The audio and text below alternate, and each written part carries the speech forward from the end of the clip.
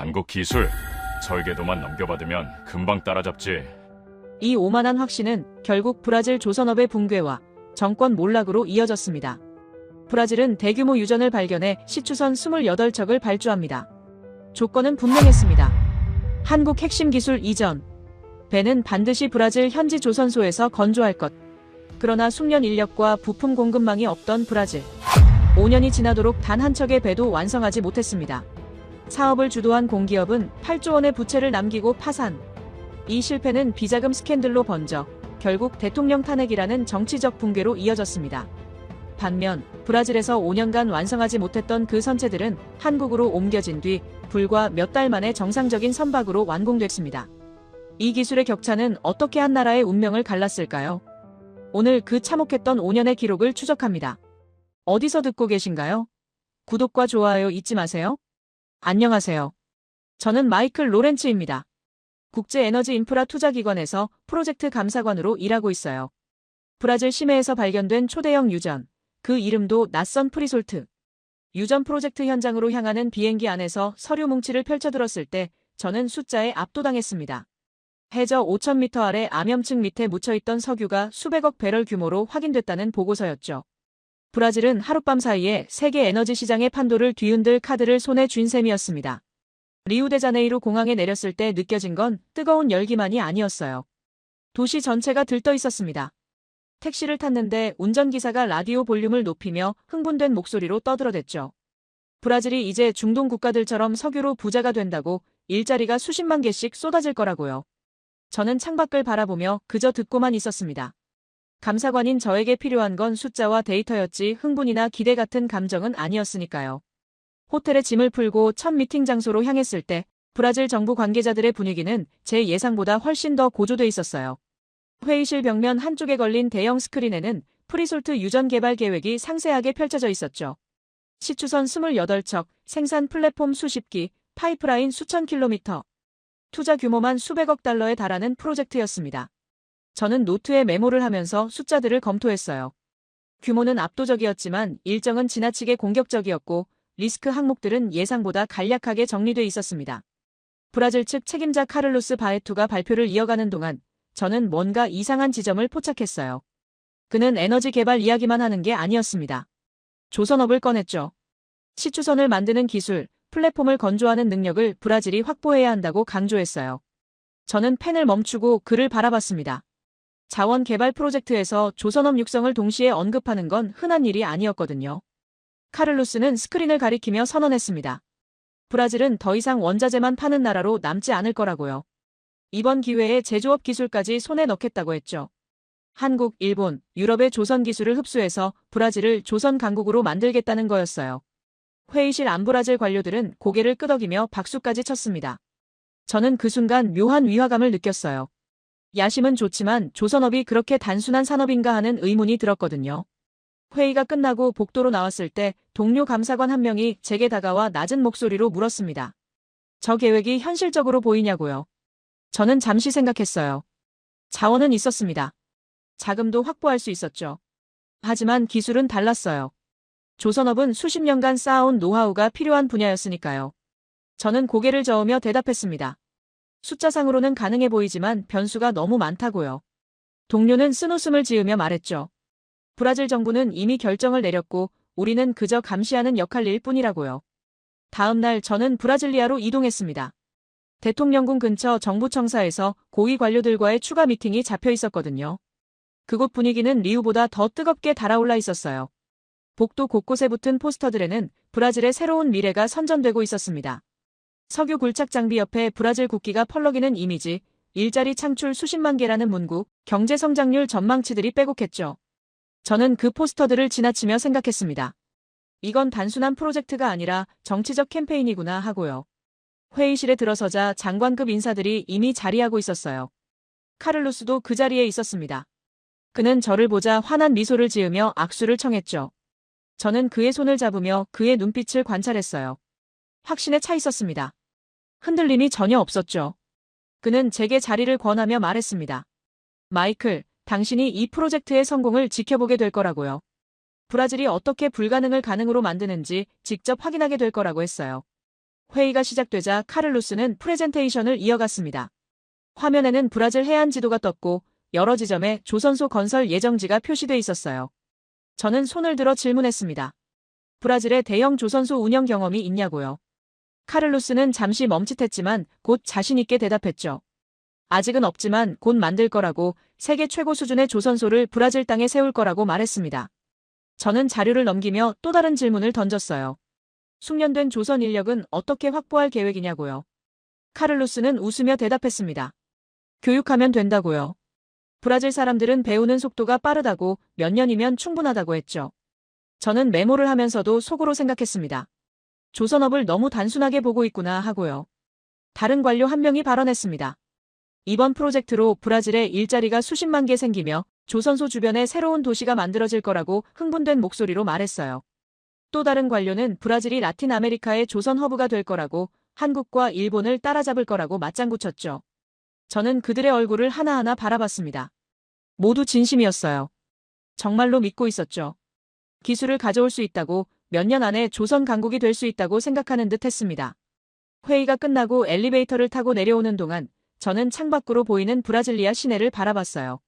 현대적인 건물들이 즐비했지만 그 사이사이로 낡은 건물들도 보였습니다. 빈부격차가 심한 나라였죠. 인프라도 불완전했어요. 그런 상황에서 세계 최고 수준의 조선 기술을 단숨에 흡수하겠다는 건 무모해 보였습니다. 저녁 무렵 호텔로 돌아와 노트북을 펼쳤어요. 보고서를 작성해야 했거든요. 저는 키보드 위에 손을 올려놓고 한참을 생각했습니다. 뭐라고 써야 할까요? 프로젝트는 야심차다 하지만 리스크가 과소평가되고 있다. 기술 육성은 단기간에 이루어지지 않는다. 이런 문장들을 타이핑하면서도 저는 이 경고가 받아들여질 거라고 기대하지 않았어요. 브라질은 이미 욕망에 눈이 멀어 있었으니까요. 거리에서 들려오는 음악 소리가 희미하게 창문을 통해 새어 들어왔습니다. 브라질 사람들은 여전히 축제 분위기였죠. 저는 보고서를 저장하고 커피를 한 모금 마셨어요. 화면에 떠 있는 문장들을 다시 읽으며 생각했습니다. 이 프로젝트는 언젠가 문제에 부딪힐 거라고요. 하지만 그게 언제일지, 얼마나 큰 손실을 남길지는 아직 알 수 없었습니다. 창밖으로 브라질리아의 야경이 펼쳐져 있었어요. 불빛들이 반짝이고 있었죠. 저는 노트북을 덮으며 생각했습니다. 브라질 정부는 이미 결정을 내렸고 되돌릴 수 없는 지점까지 와 있었어요. 저는 그저 감사관일 뿐이었습니다. 숫자를 기록하고 리스크를 보고하는 사람.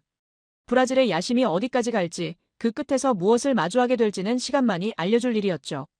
브라질리아에서 보낸 일주일은 회의의 연속이었습니다. 카를로스는 매일같이 새로운 계획서를 들고 나타났고 저는 그 계획서들을 검토하며 숫자를 체크했죠. 그러던 어느 날 오후 카를로스가 회의실에 들어서며 말했습니다. 오늘은 중요한 발표가 있을 거라고요. 대통령궁에서 직접 브리핑이 진행된다고 했어요. 대통령궁 회의실은 이전에 봤던 어떤 회의실보다 웅장했습니다. 천장이 높았고 벽면에는 브라질 역사를 담은 그림들이 걸려 있었어요. 장관급 인사들이 자리를 채우기 시작했고 저는 구석자리에 앉아 노트를 펼쳤죠. 곧 카를로스가 단상으로 올라갔습니다. 그의 손에는 두꺼운 서류 뭉치가 들려 있었어요. 카를로스는 화면을 켜며 선언했습니다. 오늘부터 브라질 조선업 육성 정책이 공식 발표된다고요. 이름은 로컬 컨텐츠 정책이었습니다. 화면에 큰 글씨로 떴죠. 시추선 28척, 생산 플랫폼 수십 기, 모든 해양 장비를 브라질 땅에서 브라질 사람 손으로 만든다는 내용이었어요. 저는 펜을 든 채로 화면을 응시했습니다. 예상했던 것보다 훨씬 더 강력한 정책이었죠.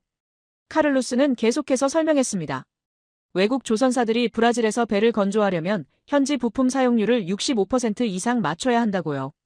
브라질 노동자 고용 비율도 최소 80%를 유지해야 하며 핵심 기술은 반드시 브라질 기업에 이전해야 한다고 했습니다. 저는 메모를 하면서 속으로 계산했어요. 이건 단순한 조건이 아니라 거의 강제사항이었습니다. 한 장관이 손을 들어 질문했습니다. 현지 부품 공급망이 준비되지 않은 상태에서 65% 달성이 가능하냐고요.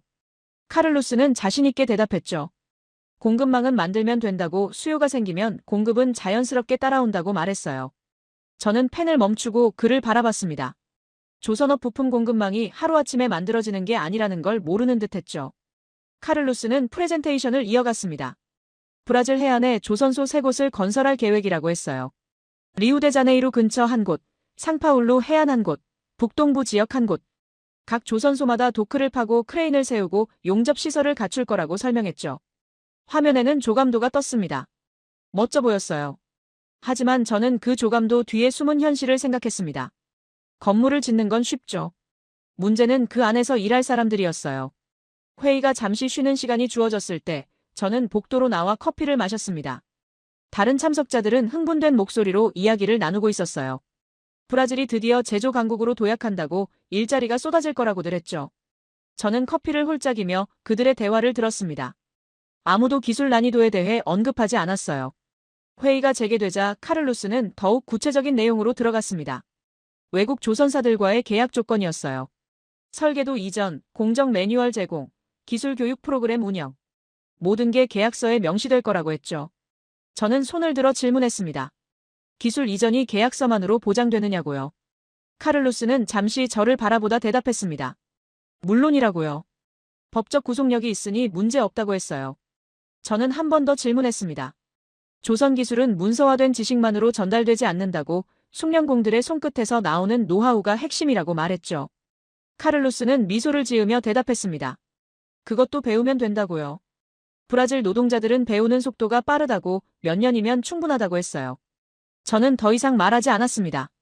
설득할 수 없다는 걸 알았거든요. 회의 후반부에 카를로스는 더욱 강경한 어조로 말했습니다. 한국, 일본, 유럽 조선사들이 지금까지 기술을 독점해왔다고요.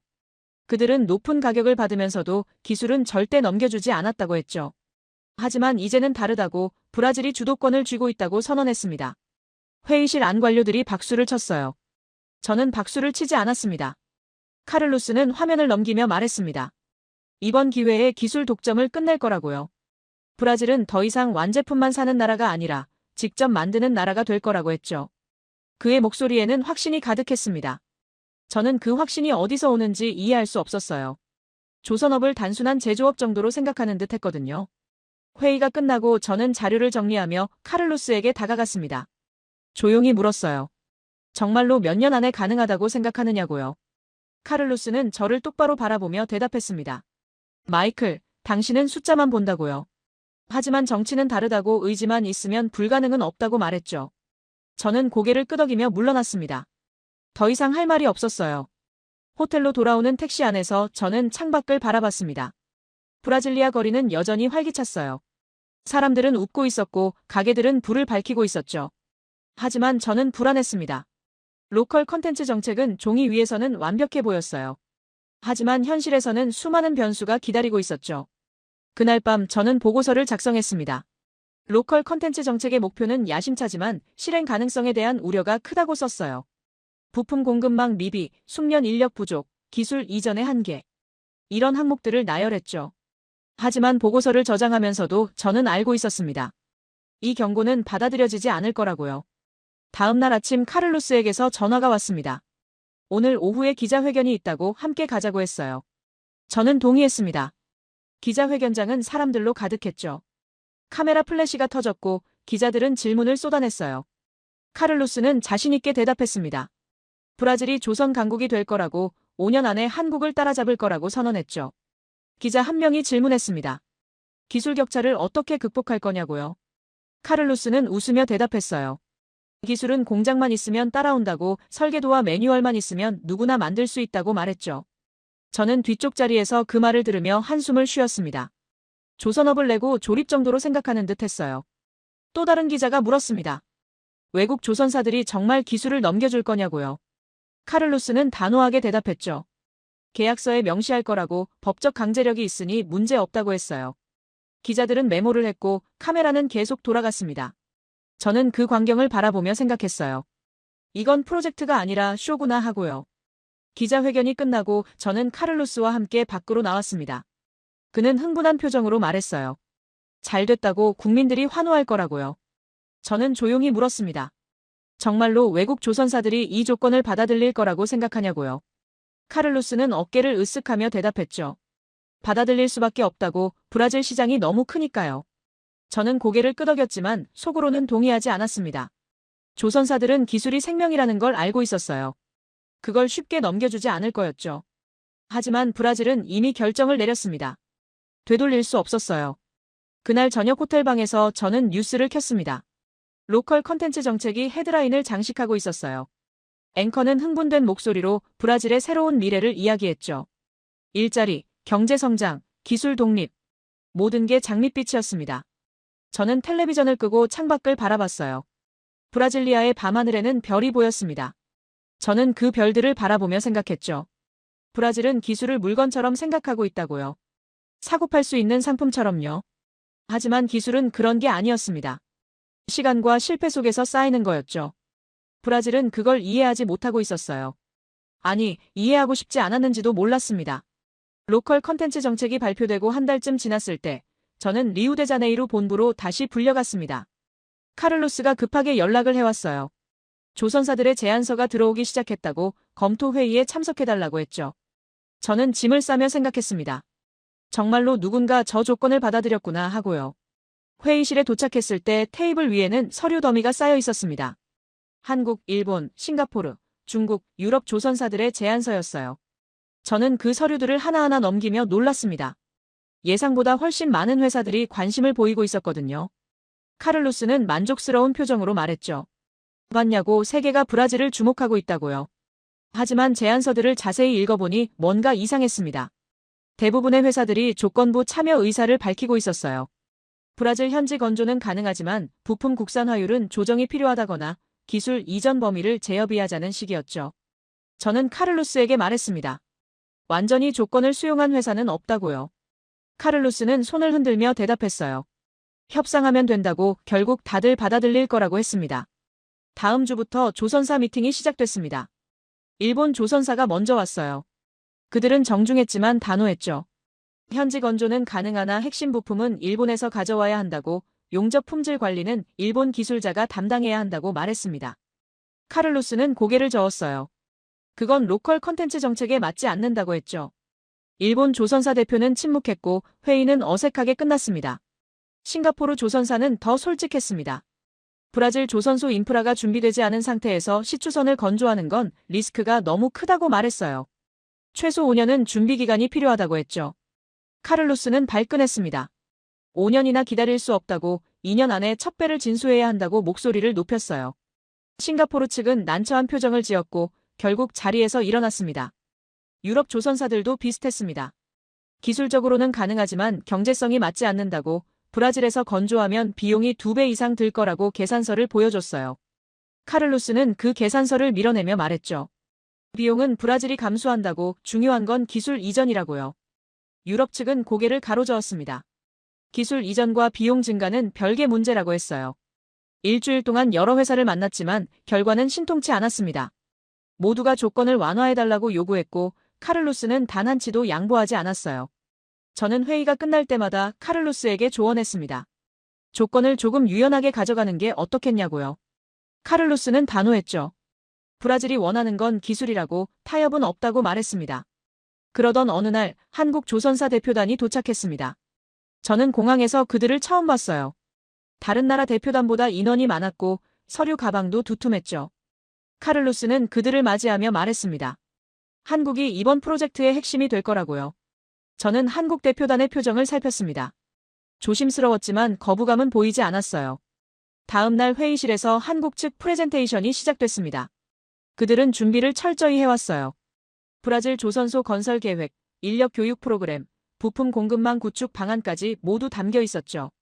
저는 자료를 넘기며 감탄했습니다. 다른 나라들은 왜 안 되는지 설명했는데 한국은 어떻게 할 건지 보여주고 있었거든요. 한국 측 대표가 말했습니다. 현지 건조가 쉽지는 않지만 불가능하지도 않다고요. 시간과 투자가 필요하지만 해낼 수 있다고 했죠. 카를로스는 몸을 앞으로 기울이며 물었습니다. 기술 이전도 가능하냐고요. 한국 대표는 잠시 침묵했다가 대답했어요. 범위와 방법은 협의가 필요하지만 협력은 가능하다고 했습니다. 저는 한국 대표의 말투에서 뭔가를 감지했습니다. 그는 기술 이전이라는 단어 대신 협력이라는 표현을 썼어요. 미묘한 차이였지만 중요한 차이였죠. 카를로스는 그 차이를 눈치채지 못한 듯 만족스러운 표정을 지었습니다. 회의가 끝나고 저는 복도에서 한국 대표 한 명과 마주쳤습니다. 저는 조심스럽게 물었어요. 정말로 이 조건으로 가능하냐고요. 그는 잠시 창밖을 바라보다 대답했죠. 쉽지 않지만 해야 한다고, 우리가 안 하면 다른 나라가 할 거라고 말했습니다. 저는 그 말에서 묘한 비장함을 느꼈어요. 다음 주에 두 번째 미팅이 열렸습니다. 이번에는 더 구체적인 내용이 논의됐어요. 한국 측은 브라질 조선소에 기술자를 파견하겠다고 용접 교육부터 품질 관리까지 단계별로 지원하겠다고 제안했습니다. 카를로스는 고개를 끄덕이며 물었죠. 몇 년이면 브라질이 독자적으로 배를 만들 수 있느냐고요. 한국 대표는 조심스럽게 대답했어요. 최소 10년은 필요하다고요. 카를로스의 표정이 굳었습니다. 10년은 너무 길다고 5년 안에 가능해야 한다고 말했어요. 한국 대표는 난처한 표정을 지었지만 결국 고개를 끄덕였습니다. 노력해보겠다고 했죠. 저는 그 순간 한국 측이 양보하고 있다는 걸 알았어요. 그들은 이 프로젝트를 따내고 싶어 했습니다. 한 달 동안 협상이 이어졌습니다. 한국 조선사들은 브라질 조선소 3곳에 각각 파트너로 들어가기로 했어요. 대우조선해양, 삼성중공업, 현대중공업. 세 회사가 브라질 프로젝트를 나눠 맡기로 한 거였죠. 계약 조건은 여전히 까다로웠습니다. 현지 부품 사용률 65%, 브라질 노동자 고용률 80%, 기술 교육 프로그램 운영. 한국 측은 모두 수용했어요. 계약 서명식 날, 저는 행사장 뒤쪽에 서 있었습니다.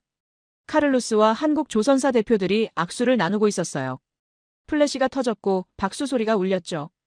브라질 언론들은 이를 대서특필했습니다. 브라질이 조선 강국으로 도약한다고 한국 기술을 흡수한다고 떠들어댔어요. 저는 행사장을 나와 커피를 마셨습니다. 한국 조선사 관계자 한 명이 제 옆에 앉았어요. 그는 조용히 말했죠. 이 프로젝트가 쉽지 않을 거라고 하지만 최선을 다하겠다고요. 저는 그에게 물었습니다. 왜 받아들였냐고요? 그는 쓴웃음을 지으며 대답했어요. 안 하면 시장에서 밀려난다고 경쟁사가 들어온다고 했죠. 저는 고개를 끄덕이며 생각했습니다. 한국은 이미 알고 있구나. 이게 손해보는 장사라는 걸요. 하지만 선택한 거였어요. 시장을 지키기 위해서요.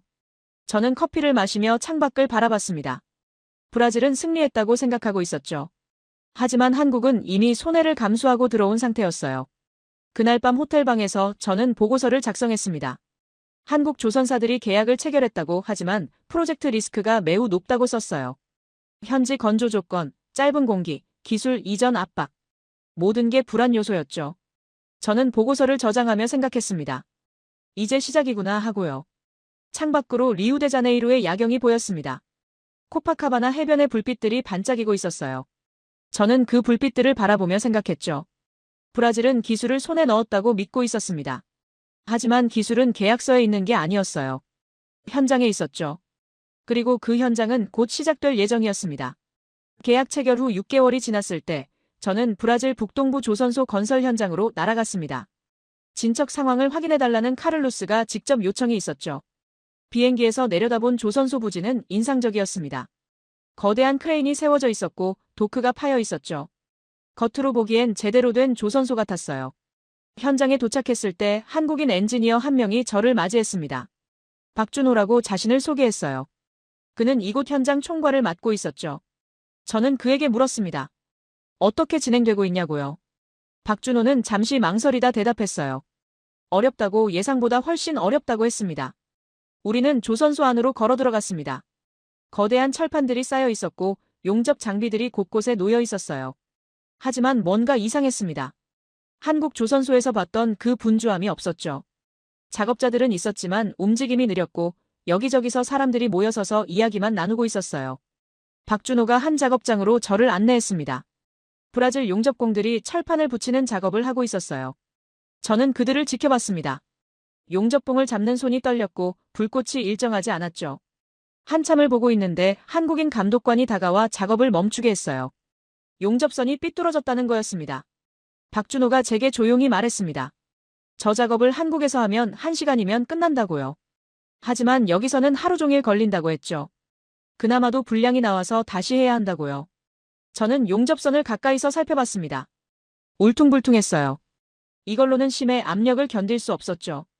다음 작업장으로 이동했을 때 더 큰 문제가 보였습니다. 특수 부품이 도착하지 않아 공정 전체가 멈춰 있었어요. 박준호는 설명했죠. 브라질 현지 공급업체에 주문했는데 납기를 못 맞추고 있다고요. 한국에서 가져오자니 로컬 컨텐츠 정책에 걸린다고 했습니다. 저는 멈춰있는 작업장을 돌아봤어요. 수십 명의 노동자들이 그냥 앉아서 기다리고 있었습니다. 오후가 되자 현장은 더 혼란스러워졌습니다. 품질 검사 결과가 나왔는데 아침에 용접한 부분 대부분이 재작업 판정을 받은 거예요. 박준호는 한숨을 쉬며 말했죠. 매일 이렇다고요. 용접하고 불량 나오고 절단하고 다시 용접하고 무한 반복이라고 했습니다. 저는 품질관리실로 갔습니다. 한국인 검사원이 엑스레이 사진을 보여줬어요. 용접 내부에 기포가 가득했죠. 이건 단순한 기술 부족이 아니라 기본기 자체가 안 돼 있다는 거였습니다. 검사원은 말했어요. 브라질 용접공들에게 6개월간 교육을 했지만 여전히 이 수준이라고요. 다음 날 저는 부품 창고를 점검했습니다. 재고 관리가 엉망이었어요. 필요한 부품은 없고 필요 없는 부품은 쌓여 있었죠. 창고 관리자는 브라질 사람이었는데 부품 코드조차 제대로 이해하지 못하고 있었습니다. 박준호가 제게 말했어요. 공급망 시스템 자체가 작동을 안 한다고요. 그날 오후 축구 경기가 있었습니다. 브라질 국가대표팀 경기였어요. 갑자기 작업장에 사람이 절반으로 줄었죠. 박준호는 어이없다는 표정을 지었지만 막을 수는 없었습니다. 계약서에 축구 경기 날은 작업 중단 가능하다는 조항이 있었거든요. 저는 텅 빈 작업장을 걸으며 생각했어요. 이건 문화 차이 수준이 아니라고요. 저녁 무렵 현장 사무실에서 박준호와 이야기를 나눴습니다. 그는 솔직하게 말했어요. 이대로 가면 절대 납기를 못 맞춘다고요. 시추선 한 척을 2년 안에 완성하기로 했는데 지금 속도로는 5년도 모자란다고 했죠. 저는 물었습니다. 본사에 보고했냐고요. 박준호는 고개를 끄덕였어요. 하지만 본사는 계속하라고만 한다고요. 다음 주에 카를로스가 현장을 방문했습니다. 저는 그와 함께 작업장을 둘러봤어요.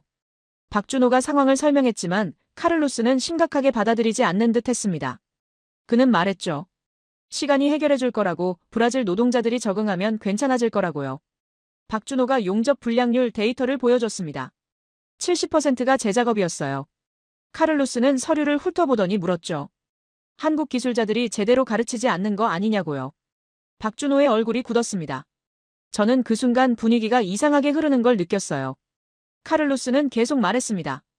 기술 이전이 느리다고, 한국 측이 의도적으로 기술을 숨기는 것 같다고 의심했어요. 박준호는 참을성 있게 설명했죠. 기술은 하루아침에 배울 수 있는 게 아니라고, 최소 몇 년은 걸린다고요.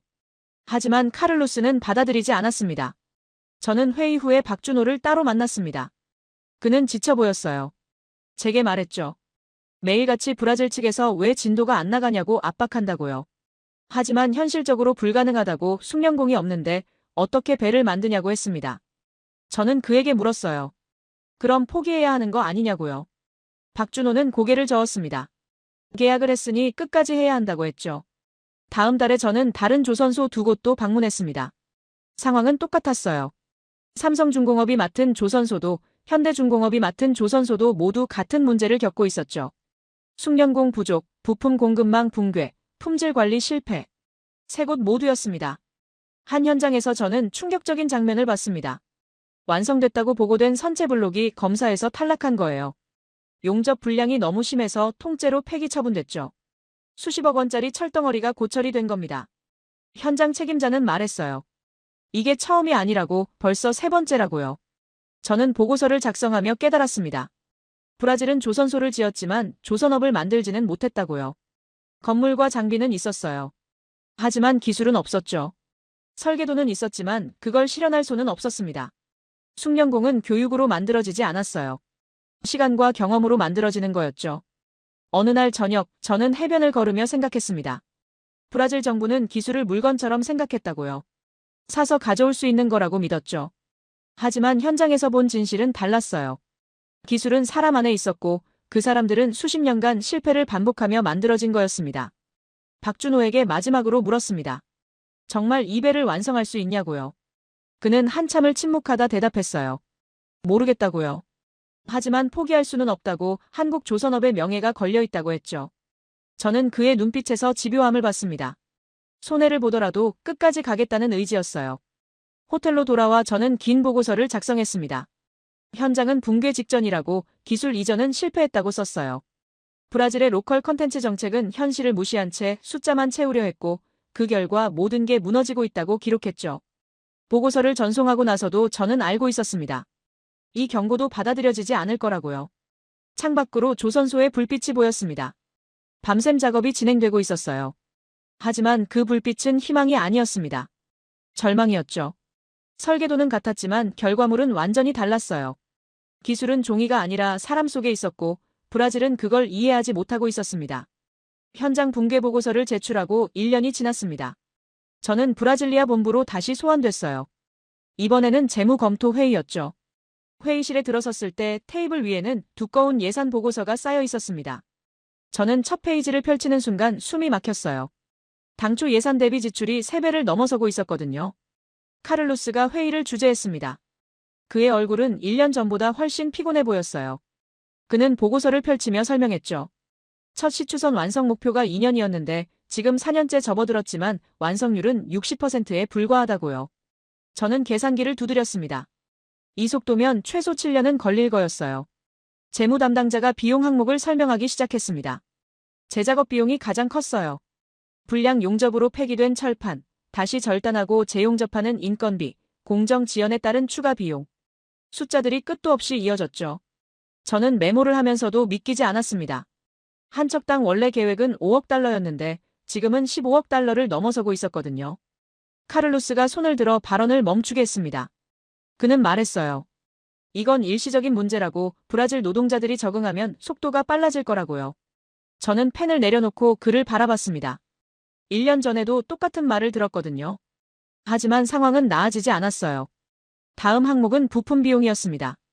로컬 컨텐츠 정책 때문에 브라질 업체에서 부품을 조달해야 했는데 그 업체들이 품질 기준을 못 맞춰서 결국 다시 해외에서 들여와야 했다는 거예요. 이중 지출이었죠. 재무 담당자는 한숨을 쉬며 말했습니다. 브라질 부품 공급업체 절반이 이미 파산했다고요. 저는 질문했습니다. 그럼 로컬 컨텐츠 정책을 수정해야 하는 거 아니냐고요. 카를로스는 단호하게 고개를 저었어요. 그건 정치적으로 불가능하다고 정부가 이미 국민들에게 약속했다고 했죠. 저는 속으로 생각했습니다. 약속을 지키느라 돈을 태우고 있구나 하고요. 회의가 쉬는 시간에 저는 복도에서 한국 조선사 관계자를 만났습니다. 그는 지쳐 보였어요. 제게 말했죠. 본사에서 계속 압박이 들어온다고 손실이 너무 크다고요. 하지만 중단할 수도 없다고 했습니다. 계약 위반하면 위약금이 더 크다고요. 저는 그에게 물었어요. 완성할 수 있냐고요. 그는 쓴웃음을 지으며 대답했습니다. 모르겠다고요. 오후 회의가 재개됐을 때 더 충격적인 보고가 나왔습니다. 조선소 운영비였어요. 처음 계획은 조선소가 효율적으로 돌아가면 비용이 줄어들 거라고 예상했죠. 하지만 현실은 정반대였습니다. 비효율이 비용을 폭발시키고 있었어요. 한 달에 한 척씩 진수할 계획이었는데 1년에 한 척도 못 만들고 있으니 고정비만 쌓여가는 거였죠. 카를로스가 말했습니다. 이건 한국 기술자들의 책임이라고요. 그들이 제대로 기술을 이전하지 않고 있다고 했어요. 저는 반박했습니다. 현장을 직접 봤다고 한국 기술자들은 최선을 다하고 있다고 말했죠. 문제는 시스템 자체라고 기술 이전이 아니라 기술 축적이 필요한데 그걸 건너뛰려 했다고 설명했어요. 회의실이 조용해졌습니다. 몇몇 관료들이 고개를 끄덕였지만 카를로스는 받아들이지 않았어요. 그는 말했죠. 그럼 우리가 한 게 뭐냐고 수십억 달러를 쏟아부었는데 아무것도 못 얻은 거냐고 목소리를 높였습니다. 저는 대답하지 않았어요. 대답할 말이 없었거든요. 다음 주에 저는 다시 현장을 방문했습니다. 이번에는 리우데자네이루 근처 조선소였어요. 1년 만에 다시 온 현장은 더 황폐해져 있었습니다. 미완성 시추선 껍데기가 도크에 방치돼 있었고 녹이 슬기 시작하고 있었어요. 박준호를 찾아갔더니 그는 더 야위어 있었습니다. 그는 저를 시추선 옆으로 데려갔습니다. 거대한 철제 구조물이 덩그러니 서 있었어요. 수십억 원을 들여 만든 철덩어리였죠. 박준호가 말했습니다. 저걸 완성하려면 최소 3년은 더 걸린다고요. 한국에서 했으면 6개월이면 끝날 작업인데요. 저는 그 거대한 껍데기를 올려다보며 생각했습니다. 저게 브라질의 야심이구나 하고요. 해안가를 걸으며 다른 조선소들도 보였습니다. 세 곳 모두 똑같았어요. 미완성 시추선들이 방치돼 있었고 작업은 거의 진행되지 않고 있었죠. 박준호가 설명했습니다. 예산이 바닥났다고 브라질 정부가 추가 지원을 약속했지만 언제 나올지 모른다고요. 그동안 공정은 멈춰 있다고 했습니다. 저는 물었습니다. 노동자들은 어떻게 되냐고요. 박준호는 한숨을 쉬었어요. 절반은 이미 해고됐다고 남은 사람들도 월급을 제때 못 받고 있다고 했죠. 일자리 수십만 개를 만들겠다던 약속은 온데간데 없었습니다. 그날 저녁 브라질리아로 돌아왔을 때 긴급회의가 소집됐습니다. 정치권 인사들이 참석한 자리였어요. 한 장관이 발언했습니다. 이건 시간 문제라고 조금만 더 기다리면 괜찮아질 거라고 말했죠. 다른 관료는 노조 탓을 했어요. 브라질 노동자들이 게으르다고 훈련을 안 받으려 한다고 했습니다. 또 다른 인사는 외국 기술자들을 비난했습니다. 한국 엔지니어들이 협조를 안 한다고 의도적으로 기술을 숨기고 있다고 주장했어요. 저는 그 말을 듣고 참지 못하고 일어섰습니다. 그건 사실이 아니라고 현장을 직접 봤다고 말했죠. 문제는 사람이 아니라 시스템이라고 애초에 불가능한 목표를 세웠다고 설명했습니다. 회의실이 술렁였습니다. 카를로스가 저를 제지했어요. 하지만 저는 계속 말했습니다. 로컬 컨텐츠 정책 자체가 잘못됐다고, 기술은 계약서로 이전되지 않는다고 했죠. 한 장관이 화를 냈습니다. 그럼 우리가 포기하라는 거냐고, 이미 수조 원을 썼는데 다 버리라는 거냐고 소리쳤어요. 저는 조용히 대답했습니다. 포기가 아니라 방향을 바꿔야 한다고, 현실을 인정해야 한다고요. 하지만 아무도 듣지 않았습니다. 그들은 계속 시간 탓, 노조 탓, 한국 탓만 했어요. 결정 자체가 틀렸다는 말은 아무도 하지 않았죠. 회의가 끝나고 저는 호텔로 돌아왔습니다. 책상에 앉아 계산기를 두드렸어요. 지금까지 투입된 비용, 미완성 시추선 28척, 앞으로 필요한 추가 비용. 숫자를 더하고 또 더했습니다. 결과는 충격적이었어요. 총 손실이 8조 원을 넘어서고 있었죠. 창밖으로 브라질리아의 불빛이 보였습니다. 저는 그 불빛들을 바라보며 생각했어요. 브라질은 기술을 훔치려 했지만 손에 쥔 건 빚뿐이었다고요. 야심은 컸지만 현실은 냉혹했습니다. 그리고 그 대가는 눈덩이처럼 불어나고 있었어요. 보고서를 작성하며 저는 알고 있었습니다. 이 손실의 끝이 어디일지 아무도 모른다는 걸요. 브라질 정부는 여전히 성공을 믿고 있었지만 현장은 이미 무너져 있었습니다. 미완성 시추선들은 해안가에서 녹슬어가고 있었고 브라질의 조선 강국 꿈은 철덩어리로 변해가고 있었죠. 손실 보고서를 제출하고 3개월 후 제 전화기에 긴급 메시지가 떴습니다. 브라질 국영 에너지 공기업 세치 브라질이 파산 신청을 했다는 뉴스였어요. 저는 호텔방에서 노트북을 열어 뉴스를 확인했죠. 헤드라인이 화면을 가득 채우고 있었습니다. 부채 규모 8조 원. 저는 숨을 멈췄어요. 다음 날 아침 긴급 회의가 소집됐습니다. 브라질리아 정부 청사 회의실은 혼란에 빠져 있었어요. 관료들이 서류를 들고 뛰어다녔고 전화벨이 끊임없이 울렸죠. 카를로스는 회의실 구석에 앉아 창밖을 바라보고 있었습니다. 그의 얼굴은 창백했어요. 회의가 시작됐을 때 재무장관이 상황을 설명했습니다. 세치 브라질은 프리솔트 유전 개발과 조선소 프로젝트를 전담하던 공기업이었어요. 그런데 누적 손실이 감당할 수 없는 수준까지 치솟았고 결국 파산 보호 신청을 할 수밖에 없었다는 거였죠. 저는 손으로 얼굴을 감쌌습니다.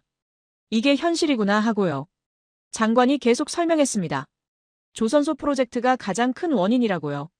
당초 예산의 5배가 넘는 비용이 투입됐지만 완성된 시추선은 단 한 척도 없다고 했어요. 미완성 선체들은 해안가에 방치돼 있고 추가 투자 없이는 절대 완성할 수 없다고 말했죠. 회의실은 무거운 침묵에 잠겼습니다. 한 관료가 질문했습니다. 프로젝트를 중단해야 하는 거냐고요. 장관은 고개를 끄덕였어요. 세치 브라질이 파산했으니 더 이상 자금 지원이 불가능하다고, 사실상 모든 조선 프로젝트가 중단될 거라고 대답했습니다. 저는 메모를 하면서 생각했어요. 결국 이렇게 끝나는구나 하고요. 회의가 끝나고 저는 카를로스에게 다가갔습니다. 그는 여전히 멍한 표정이었어요. 제가 말을 걸자 그는 고개를 돌렸죠. 마이클, 이럴 줄 몰랐다고 말했습니다. 저는 대답하지 않았어요. 할 말이 없었거든요. 그날 오후 더 충격적인 뉴스가 터졌습니다. 검찰이 세치 브라질 내부 수사를 시작했다는 거였어요. 세차 작전이라고 불리는 대규모 부패 수사였죠. 저는 뉴스를 보며 긴장했습니다. 단순한 파산이 아니라 뭔가 더 큰 문제가 있다는 뜻이었거든요. 다음 주에 검찰 발표가 있었습니다. 저는 텔레비전 앞에 앉아 생중계를 지켜봤어요. 검사가 발표를 시작했죠. 세치 브라질 조선소 건설 과정에서 수천억 원대 자금이 불법적으로 유용됐다고요. 조선소 계약 과정에서 뇌물이 오갔고 그 돈이 정치인과 고위 관료들에게 흘러갔다는 겁니다. 화면에 명단이 떴습니다. 장관급 인사, 국회의원, 세치 브라질 임원들. 저는 그 명단을 보며 놀랐어요. 제가 회의에서 봤던 사람들이 여럿 포함돼 있었거든요. 카를로스의 이름도 보였습니다. 저는 한숨을 쉬었어요. 다음 날 카를로스가 체포됐다는 뉴스가 나왔습니다. 저는 그 뉴스를 보며 복잡한 감정이 들었어요. 그는 오만했지만 나름대로는 진심이었다고 생각했거든요. 하지만 그 진심 뒤에 부패가 숨어 있었던 겁니다. 검찰 조사 결과가 하나씩 공개되기 시작했습니다. 조선소 건설 계약 과정에서 담합이 있었다고요. 브라질의 특정 건설사에 특혜를 주고 그 대가로 뇌물을 받았다는 겁니다. 부품 공급 계약도 마찬가지였어요. 실제로는 납품 능력이 없는 회사에 계약을 몰아주고 수수료를 챙겼다는 거였죠. 저는 그 보도들을 보며 깨달았습니다. 조선소 프로젝트가 처음부터 실패할 수밖에 없었던 이유를요. 기술 문제 이전에 시스템 자체가 썩어 있었던 거예요. 제대로 된 업체를 선정하지 않았고 뇌물을 받기 위해 무능한 회사들과 계약을 맺었죠. 그러니 현장이 제대로 돌아갈 리가 없었습니다. 일주일 후 저는 검찰 조사에 참고인으로 출석했습니다. 검사가 제게 물었어요. 프로젝트 초기부터 문제를 알고 있었느냐고요. 저는 솔직하게 대답했습니다. 기술적 리스크는 알고 있었다고 하지만 부패까지는 몰랐다고요. 검사는 고개를 끄덕이며 제 보고서 사본을 보여줬어요. 제가 몇 년 전에 제출했던 경고 보고서들이었죠. 검사가 물었습니다. 이 경고들이 받아들여졌느냐고요. 저는 고개를 저었어요. 아무도 듣지 않았다고, 다들 성공할 거라고만 믿었다고 대답했죠. 검사는 쓴웃음을 지으며 말했습니다. 듣고 싶지 않았을 거라고요. 부패로 돈을 빼돌리는데 실패하면 곤란했을 테니까요. 조사실을 나와 복도를 걷는데 다른 참고인들이 보였습니다. 브라질 관료들, 건설사 임원들, 로비스트들. 모두 긴장한 표정이었어요. 저는 그들을 지나치며 생각했습니다. 이 사람들이 브라질의 조선업을 망쳤구나 하고요. 다음 주에 검찰은 더 많은 증거를 공개했습니다.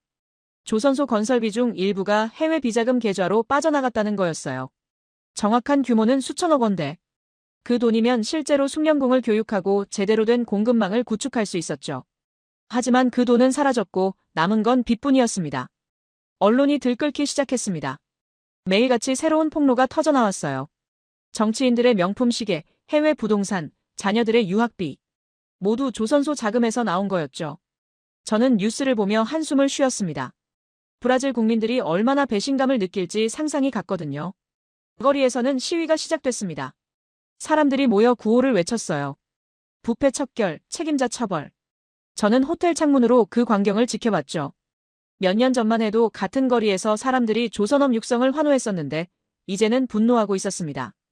박준호에게 연락했습니다. 그는 여전히 조선소에 있었어요. 제가 물었죠. 지금 어떤 상황이냐고요.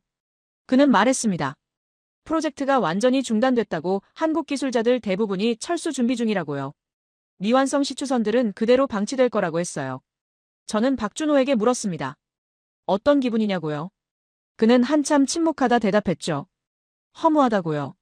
몇 년간 최선을 다했는데 결국 아무것도 완성하지 못했다고 하지만 예상했던 일이기도 하다고 말했습니다. 저는 그의 목소리에서 피로를 느꼈어요. 그날 밤 저는 긴 보고서를 작성했습니다. 세치 브라질 파산은 단순한 경영 실패가 아니라고 썼어요. 부패와 오만, 기술 경시와 현실 부정이 만들어낸 재앙이라고 기록했죠. 브라질은 조선 강국을 꿈꿨지만 손에 쥔 건 부채와 스캔들뿐이라고 결론을 내렸습니다. 보고서를 전송하고 창밖을 바라봤습니다. 브라질리아의 불빛이 여전히 반짝이고 있었어요. 하지만 그 불빛 아래에서 나라 전체가 흔들리고 있었죠. 저는 커피를 마시며 생각했습니다. 이건 단순한 실패가 아니라 시스템 전체가 썩어 있었다고요. 기술을 훔치려던 욕심이 부패를 불렀고 그 부패가 나라를 무너뜨리고 있었습니다. 책상 위에는 여러 해 동안 제가 작성했던 보고서들이 쌓여 있었어요. 모두 무시당했던 경고들이었죠. 저는 그 서류들을 보며 한숨을 쉬었습니다. 누군가 들었다면 이렇게까지는 안 됐을 텐데 하고요. 하지만 이미 늦었습니다. 브라질의 조선업 꿈은 완전히 무너졌고 그 잔해 속에서 부패의 민낯이 드러나고 있었습니다. 부패 스캔들이 터지고 한 달 후 브라질 경제는 급속도로 무너지기 시작했습니다. 저는 매일 아침 경제 지표를 확인했어요. 실업률이 치솟고 있었고 환율은 폭락했죠. 세치 브라질 파산이 도미노처럼 다른 공기업들로 번져가고 있었습니다. 저는 보고서를 작성하며 생각했어요. 이제 정치 문제가 되겠구나 하고요. 거리에서는 매일같이 시위가 벌어졌습니다. 처음엔 수백 명이었는데 일주일 만에 수만 명으로 불어났어요. 사람들은 대통령 사퇴를 외쳤죠. 저는 호텔 창문으로 그 광경을 지켜봤습니다. 조선업 프로젝트 실패가 단순한 산업 문제를 넘어 정권을 흔들고 있었어요. 그 즈음 박준호에게서 연락이 왔습니다. 조선소 상황이 심각하다고요. 저는 곧바로 리우데자네이루 조선소로 향했어요. 공항에서 조선소까지 가는 내내 거리는 혼란스러웠습니다. 상점들이 문을 닫았고 경찰 차량이 곳곳에 배치돼 있었죠. 조선소에 도착했을 때 박준호는 컨테이너 사무실 앞에서 저를 기다리고 있었습니다. 그의 얼굴은 여러 해 전 처음 봤을 때보다 훨씬 수척해져 있었어요. 우리는 악수를 나눴고 그는 조선소 안으로 저를 안내했죠. 현장은 텅 비어 있었습니다. 브라질 노동자들 대부분이 해고됐다고 했어요. 미완성 시추선 앞에 섰을 때 박준호가 말했습니다. 한국 본사에서 철수 명령이 떨어졌다고요. 더 이상 버틸 수 없다고 했죠. 저는 거대한 철제 구조물을 올려다봤어요. 60% 정도 완성된 상태였습니다. 박준호가 말을 이었어요. 한국에서 했으면 진작 끝났을 거라고 하지만 여기서는 불가능했다고 했습니다. 그는 저를 용접 작업장으로 데려갔습니다. 한국인 기술자 몇 명이 장비를 정리하고 있었어요. 그들은 묵묵히 일했지만 표정은 어두웠죠. 박준호가 설명했습니다. 저 사람들이 4년 동안 여기서 최선을 다했다고요. 브라질 노동자들을 교육하고 밤새 분량을 수정하고 불가능한 공정을 가능하게 만들려고 노력했다고 했어요. 한 기술자가 다가와 박준호에게 물었습니다. 정말 모든 걸 놔두고 가야 하냐고요. 박준호는 고개를 끄덕였어요. 브라질 정부가 자금 지원을 중단했으니 더 이상 어쩔 수 없다고 했죠. 기술자는 한숨을 쉬며 미완성 시추선을 바라봤습니다. 저는 그의 눈빛에서 허무함을 봤어요. 박준호가 제게 말했습니다. 한국 조선사들이 수조원 손해를 봤다고요. 하지만 끝까지 배를 버리지 않으려 했다고 했어요. 브라질이 자금만 대주면 완성시켜주겠다고 제안했지만 브라질 정부는 거부했다고 했죠. 이미 정치적으로 끝난 프로젝트였으니까요. 저는 박준호에게 물었습니다. 억울하지 않냐고요. 그는 쓴웃음을 지으며 대답했어요. 억울하죠. 하지만 처음부터 예상했던 일이기도 하다고요. 로컬 컨텐츠 정책을 보는 순간 실패할 거라고 알았지만 그래도 최선을 다했다고 말했습니다. 우리는 조선소 해안가를 걸었습니다. 세 개의 미완성 시추선이 나란히 서 있었어요. 각각 다른 한국 조선사가 맡았던 것들이었죠. 박준호가 하나씩 가리키며 설명했습니다. 대우조선해양 것, 삼성중공업 것, 현대중공업 것. 모두 60에서 70% 완성 상태에서 멈춰 있었어요. 박준호가 말했습니다. 저 배들을 한국으로 가져가면 몇 달 만에 완성할 수 있다고요. 한국 조선소에는 숙련공이 있고 부품 공급망이 있고 시스템이 있으니까요. 하지만 브라질은 그걸 원하지 않는다고 자존심 때문에라도 브라질 땅에 두고 싶어 한다고 했죠. 다음 날 저는 브라질리아로 돌아왔습니다. 국회 앞에는 수십만 명이 모여 있었어요. 탄핵 요구 시위였죠. 저는 멀리서 그 광경을 지켜봤습니다. 사람들이 들고 있는 플래카드에는 부패 척결, 대통령 퇴진이라는 문구가 적혀 있었어요. 조선업 실패도 함께 언급되고 있었습니다. 호텔로 돌아와 텔레비전을 켰습니다. 뉴스에서는 국회 탄핵 심의가 진행 중이라고 보도하고 있었어요. 지우마 호세프 대통령에 대한 탄핵안이 상정됐다는 겁니다. 저는 소파에 앉아 생중계를 지켜봤죠. 국회의원들이 하나씩 발언하고 있었어요. 한 의원이 조선업 프로젝트를 언급했습니다. 8조 원을 낭비하고도 완성된 배는 단 한 척도 없다고 비난했어요. 다른 의원은 한국의 모든 걸 의존하려 했지만 결국 실패했다고 말했죠. 저는 그 발언을 들으며 고개를 저었습니다. 한국 탓이 아니었거든요. 브라질 스스로 만든 재앙이었어요. 투표가 시작됐습니다. 저는 숨을 죽이고 화면을 바라봤어요. 찬성, 찬성, 찬성. 표가 하나씩 올라갔죠. 결국 탄핵안이 가결됐습니다. 의사봉이 내려쳤고 대통령 지우마 호세프는 권좌에서 쫓겨났어요. 저는 텔레비전을 끄고 창밖을 바라봤습니다. 그날 밤 박준호에게 다시 전화했습니다. 탄핵 소식을 들었냐고 물었어요. 그는 알고 있다고 대답했죠. 조선소에서도 뉴스를 봤다고요. 저는 물었습니다. 이제 어떻게 되냐고요. 박준호는 말했어요. 한국 기술자들은 다음 주에 전부 철수한다고 미완성 시추선들은 브라질에 남겨둔다고 했습니다. 저는 그에게 마지막 질문을 했습니다. 후회하냐고요. 박준호는 한참 침묵했어요. 그러다 대답했죠. 후회는 안 한다고요. 최선을 다했으니까요. 하지만 아쉽다고 제대로 된 환경이었다면 저 배들을 완성할 수 있었을 거라고 말했습니다. 다음 주에 저는 공항에서 박준호를 만났습니다. 그는 한국으로 돌아가는 비행기를 기다리고 있었어요. 한국인 기술자들 수십 명이 함께 있었죠. 저는 그들을 바라보며 생각했습니다. 이 사람들이 진짜 프로들이구나 하고요. 불가능한 프로젝트를 맡았지만 끝까지 책임을 다하려 했던 사람들이었어요. 박준호가 제게 악수를 청했습니다. 저는 그의 손을 잡으며 말했어요. 수고했다고 당신들은 최선을 다했다고요. 박준호는 고개를 끄덕이며 대답했죠. 브라질은 기술을 훔치려 했지만 한국은 기술을 지키려 했다고요. 그게 차이였다고 말했습니다. 비행기가 출발하는 걸 지켜본 후 저는 공항을 나왔습니다. 브라질리아 거리는 여전히 혼란스러웠어요. 탄핵으로 정권이 바뀌었지만 문제는 해결되지 않았죠. 조선소는 멈춰 있었고 미완성 시추선들은 해안가에서 녹슬어가고 있었습니다. 저는 호텔로 돌아와 마지막 보고서를 작성했습니다. 브라질은 대통령을 잃었고 한국은 돈을 잃었다고 썼어요. 하지만 한국은 책임을 다했고 브라질은 책임을 회피했다고 기록했죠. 조선업 실패가 정권을 무너뜨렸지만 그 실패의 본질은 기술을 경시한 오만함이었다고 결론을 내렸습니다. 창밖으로 브라질리아 국회 건물이 보였습니다. 불빛이 꺼져 있었어요. 동시에 멀리 보이는 조선소의 크레인도 멈춰 있었죠. 저는 그 두 풍경을 번갈아 바라보며 생각했습니다. 한 나라는 정권을 잃었고 한 나라는 신뢰를 얻었다고요. 브라질은 기술을 훔치려다 모든 걸 잃었지만 한국은 손해를 보면서도 끝까지 책임을 지려 했습니다. 그게 차이였어요. 탄핵 후 1년이 지났습니다. 새 정부가 들어섰고 새로운 에너지 장관이 취임했어요. 회의실에 들어섰을 때 분위기는 완전히 달라져 있었죠. 오만함은 사라지고 그 자리에는 절박함이 있었습니다. 새 장관이 말문을 열었습니다. 저희는 현실을 인정했다고요. 조선업 프로젝트가 실패했다고 하지만 미완성 시추선들을 그냥 방치할 수는 없다고 했어요. 수조 원이 투입된 자산이고 유전 개발을 위해서는 반드시 필요하다고 말했죠. 저는 메모를 하며 물었습니다. 그래서 어떻게 하실 계획이냐고요. 장관은 잠시 망설이다 대답했습니다. 한국에 도움을 요청하고 싶다고요. 저는 펜을 멈췄어요. 1년 전 한국 기술자들을 내쫓았던 사람들이 이제 다시 도움을 청하는 겁니다. 장관은 계속 말했어요. 브라질은 이제 로컬 컨텐츠 정책을 포기했다고 현실적인 해법이 필요하다고 했죠. 다음 주에 브라질 정부 대표단이 한국으로 향했습니다. 저도 배석했어요.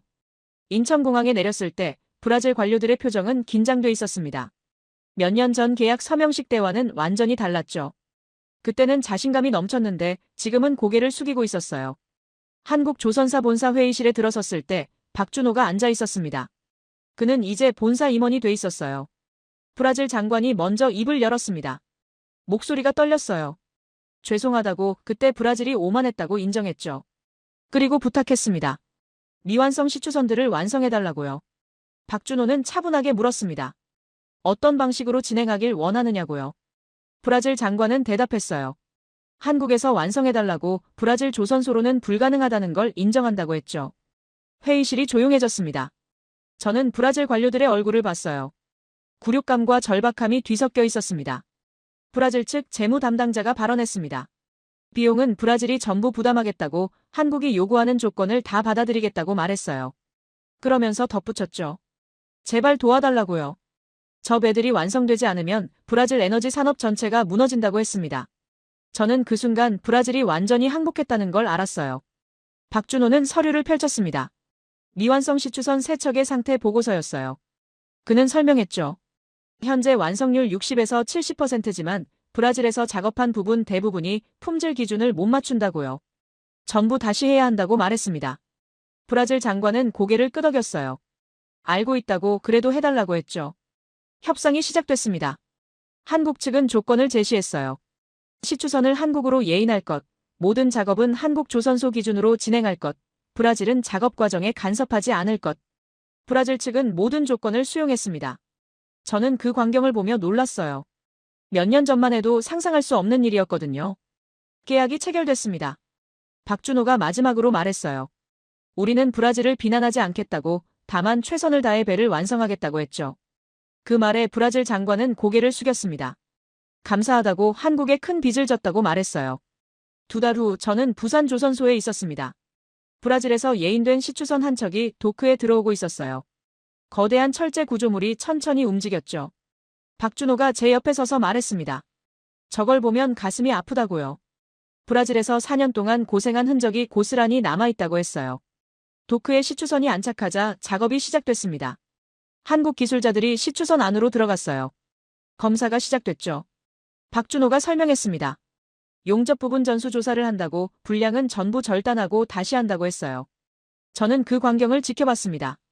한국 기술자들의 움직임은 정확했어요. 일주일 후 검사 결과가 나왔습니다.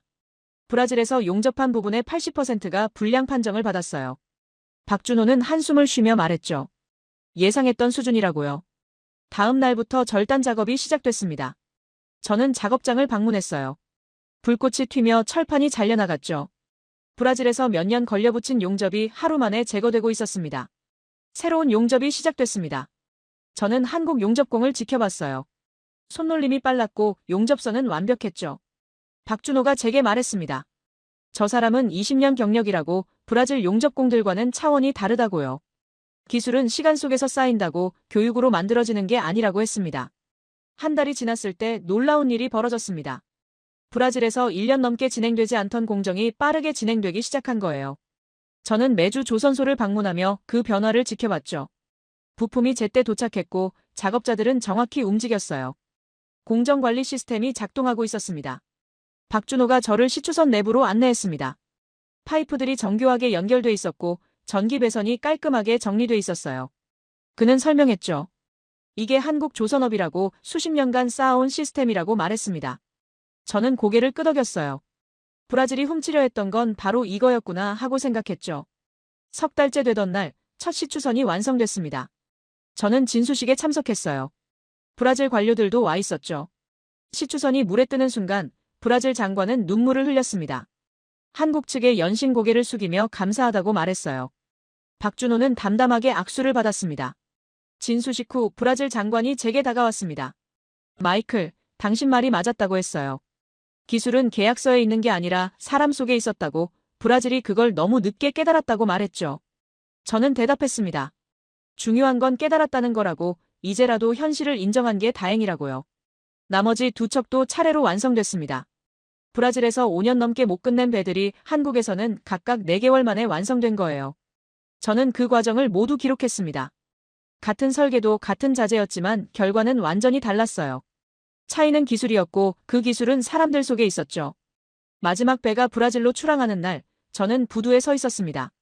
박준호가 제 옆에 있었어요. 저는 그에게 물었습니다. 기분이 어떠냐고요? 그는 잠시 생각하다 대답했죠. 해냈다는 안도감과 동시에 씁쓸함이 있다고요. 브라질이 처음부터 한국을 믿었다면 이런 고생은 없었을 거라고 했습니다. 저는 박준호에게 말했습니다. 당신들은 배를 만든 게 아니라 실패를 책임진 거라고요. 브라질의 실패를 한국이 수습한 거라고 했죠. 박준호는 고개를 끄덕이며 대답했어요. 그게 한국 조선업이라고, 포기하지 않고 끝까지 책임지는 거라고 말했습니다. 그날 밤 저는 마지막 보고서를 작성했습니다. 브라질은 기술을 훔치려 했지만 정권을 잃었다고 썼어요. 한국은 손해를 보면서도 신뢰를 얻었다고 기록했죠. 브라질에서 5년간 못 만든 배를 한국은 몇 달 만에 완성했고 그 차이는 기술의 축적이었다고 결론을 내렸습니다. 창밖으로 부산항의 야경이 보였습니다. 조선소 크레인들이 불을 밝히고 있었어요. 저는 그 불빛들을 바라보며 생각했습니다. 기술은 훔칠 수 없다고요. 사람과 시간 속에서 쌓이는 거였죠. 브라질은 그걸 배웠고 한국은 그걸 증명했습니다. 그리고 저는 그 모든 과정을 지켜본 증인이었어요.